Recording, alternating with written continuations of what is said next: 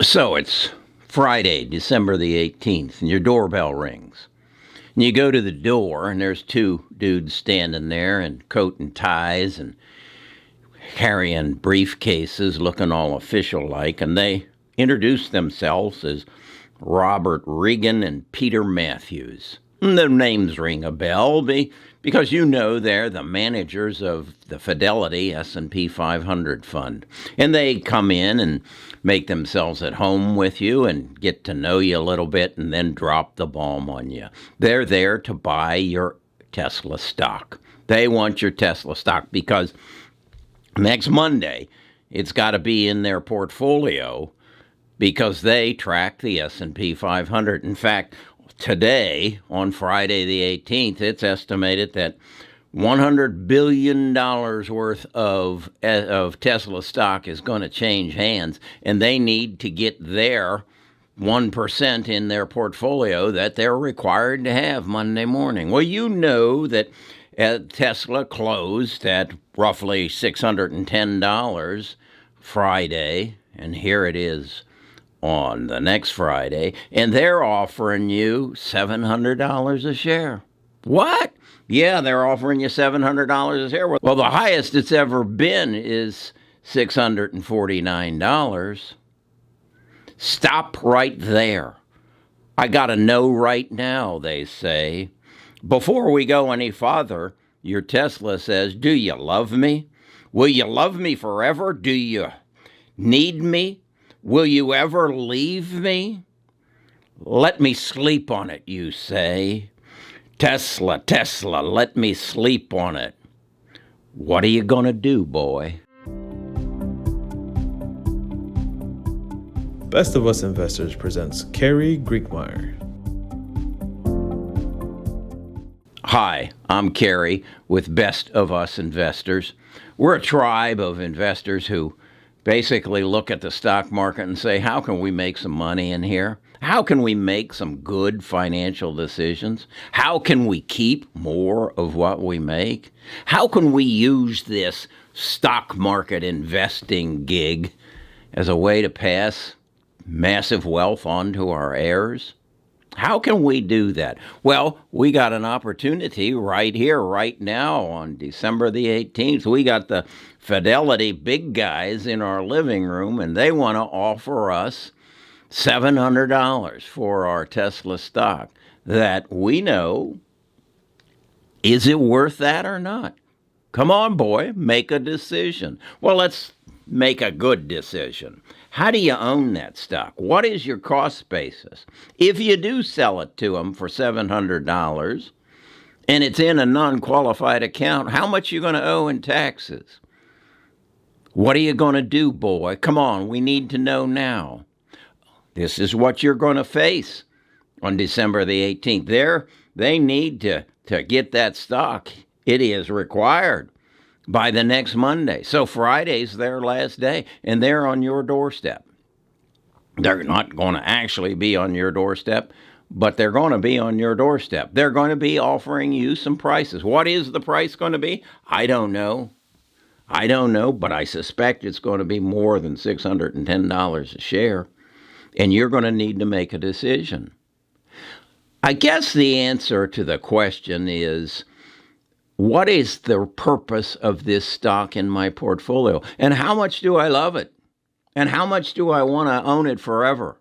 And do I want to own it forever? And more importantly, what are the consequences of me selling it? If I do sell it, and let's say it's worth $10,000, $50,000, what are the taxes? And what am I going to do with that money? Where can I put it that it could potentially give me a better return? Or is Tesla the place I want to leave it? These are the kind of things, actually, we as investors need to be thinking every time we trade. Is there a better trade somewhere else? Or is there some risk here that I need to take into consideration, and maybe I need to just give them part of it, and maybe I need to keep the rest? I did a video a couple of months ago about where I actually said that I had a Frank wrote me, and he wanted to take out I think it was about a $500,000 mortgage on his home to buy Tesla stock. And I said, Frank, don't do that. The risk is too high. The consequences aren't worth it. But in reality, if I remember right, Frank could have bought the Tesla stock somewhere around $300 a share. He would have doubled his money. He would have taken his $500,000 mortgage and turned it into what? $1 million? Maybe we don't know what we should do every time, but we need to think out it. We need to think it through rather than act impulsively. Is Tesla worth $700 a share? Is it worth $1,000 a share? And when will it become worth $1,000 a share?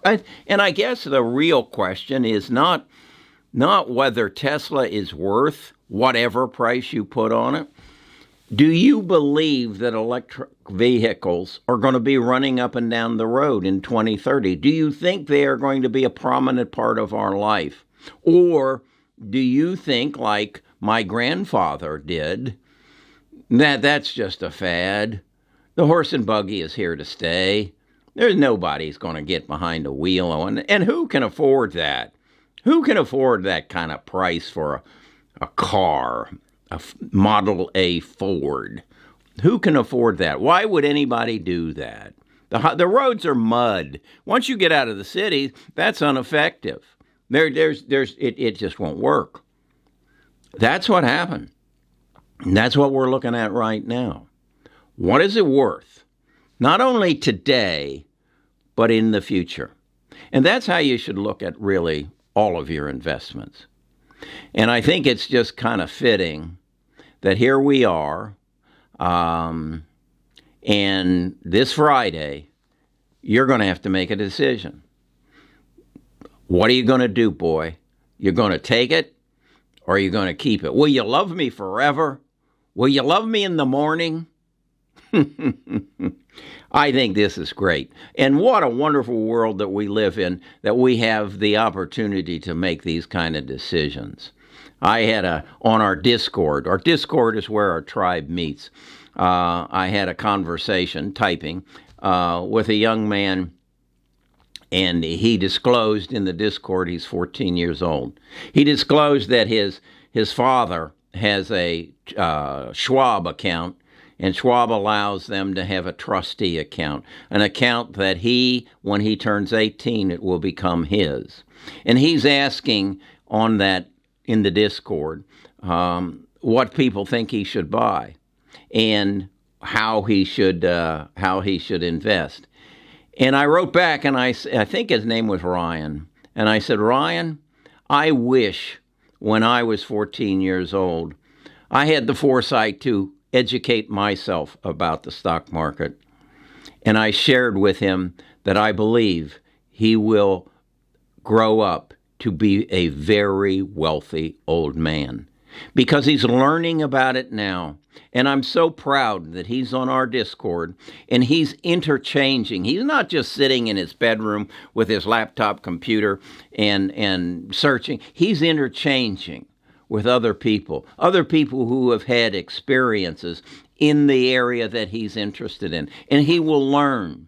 And that's the key to all of this, is to learn so you make good decisions. To read books. Go down into the description and find my library. In fact, Jack is building me a website where it's going to be part of Best of Us Investors, where we're going to have a library. And then from there, at that website, eventually we're going to have a university. And we're going to teach classes. And I won't be the only person teaching them. I'll find a lawyer who will come and teach you how to set up either a sole proprietorship or a limited partnership or a subprime corporation. We'll have financial advisors who will teach courses on what is a qualified account. I mentioned if you're going to sell your Tesla to Robert and Peter from Fidelity 500 Index Fund, is it in a qualified account? That means, is it in an IRA or a 401k, or is it in a non-qualified account and you're going to have to deal with capital gains taxes, either long-term or short-term? might be using a few words you don't know, but you need to know if you're going to be successful in the game you're playing. So that's your Friday activity. Do you love me? Will you love me forever, Tesla? I don't know, but it's exciting. So that's Best of Us Investors. Give me a thumbs up if you like this video. If you don't give me a thumbs down. That'll hurt my algorithm. But do subscribe, and we'll talk about other things like this, because there are some ramifications really that are going to happen before the end of the year that you need to consider whether it's time to sell some of your stocks and harvest some of your losses.